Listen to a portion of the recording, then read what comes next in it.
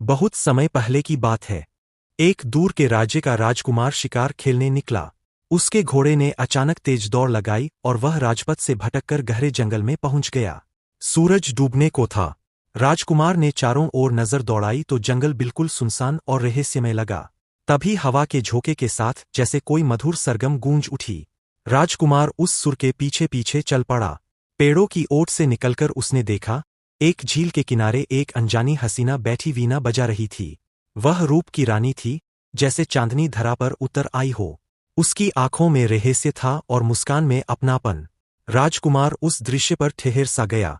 हसीना ने उसकी ओर देखा और कहा, स्वागत है राजकुमार, पर ध्यान रहे, यदि तुम मुझसे कोई प्रश्न पूछोगे तो मुझे तुम्हें हमेशा के लिए छोड़ना होगा।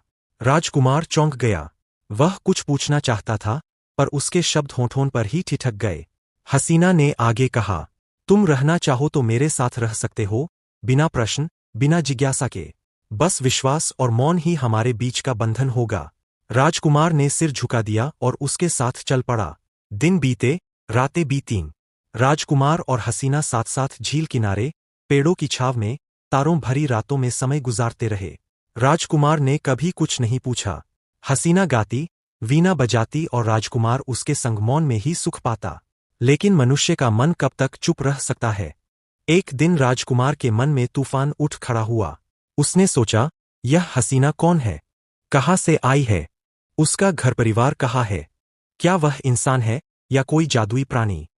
उसकी जिज्ञासा बढ़ती गई। अंततः एक शाम, जब चांदनी झील पर बिखरी थी, राजकुमार ने कह दिया, हे सुंदरी, बस इतना बता दो, तुम कौन हो, किस लोक से आई हो? हसीना की आंखों में क्षणभर के लिए आंसू चमक उठे। उसने धीमे स्वर में कहा, राजकुमार, मैंने पहले ही कहा था, प्रश्न का उत्तर मेरे साथ विदाई होगा। तुमने विश्वास से अधिक जिज्ञासा चुनी है। राजकुमार घबराकर बोला, नहीं, मेरा ऐसा अर्थ नहीं था, मैं तो बस। लेकिन हसीना मुस्कराई। उसकी छवि धीरे धीरे चांदनी में धुंधली होने लगी। याद रखना, सच्चे प्रेम में प्रश्नों से अधिक विश्वास जरूरी होता है। और अगली ही पल वह लहर बनकर झील में विलीन हो गई। राजकुमार अकेला रह गया। उसकी आंखों से आंसू बह निकले। राजकुमार व्याकुल हो उठा। उसने दिनरात झील किनारे पुकारा, पर हसीना वापस न लौटी। फिर उसने संकल्प किया, मैं उसे अवश्य खोजूंगा, चाहे मुझे कितनी ही कठिनाई क्यों न सहनी पड़े। यात्रा करते करते वह एक प्राचीन आश्रम पहुंचा। वहां एक तेजस्वी ऋषि तपस्या में लीन थे। राजकुमार उनके चरणों में गिर पड़ा और बोला, गुरुदेव, मैंने अपना प्रेम खो दिया है, कृपा करके मेरी सहायता करें। ऋषि ने ध्यानमग्न नेत्र खोले और बोले, राजकुमार, प्रेम पाने के लिए पहले त्याग और सेवा की परीक्षा देनी पड़ती है। यदि तुम सच्चे हो तो यहां रहकर मेरी सेवा करो। तपस्या, धैर्य और त्याग से ही तुम्हारा मार्ग खुलेगा। राजकुमार ने वचन दिया। वर्षों तक वह ऋषि की सेवा करता रहा। वह लकड़ी लाता, जल भरता, जड़ी बूटियां चुनकर लाता और आश्रम के अतिथियों की देखभाल करता। धीरे धीरे उसका मन अहंकार से मुक्त हो गया।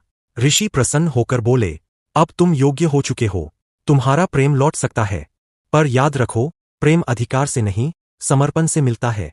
उन्होंने उसे एक दिव्य मंत्र और एक कमल दिया। इस कमल को चांदनी रात में झील में अर्पित करना। तुम्हारी प्रिया जलकन्या फिर प्रकट होगी। राजकुमार अधीरता से पूर्णिमा की रात की प्रतीक्षा करने लगा। जैसे ही चांद आकाश में फैला, वह झील किनारे पहुंचा। उसने कमल जल में रखा और मंत्र जपने लगा। लहरें उठीं, झील चमकने लगी और उसी से हसीना प्रकट हुई। उसकी आंखों में आंसू और मुस्कान दोनों थे। राजकुमार, तुम्हारा तप और प्रेम सच्चा है। ऋषि की साधना ने हमें फिर मिलाया है। अब मैं तुम्हें कभी नहीं छोड़ूंगी। राजकुमार ने उसका हाथ थामा। इस बार उसने कोई प्रश्न नहीं किया, सिर्फ मौन में अपना प्रेम अर्पित किया। दोनों का मिलन हुआ और उनका जीवन प्रेम व विश्वास से भर गया। जल कन्या ने अपनी पूरी कहानी सुनाई।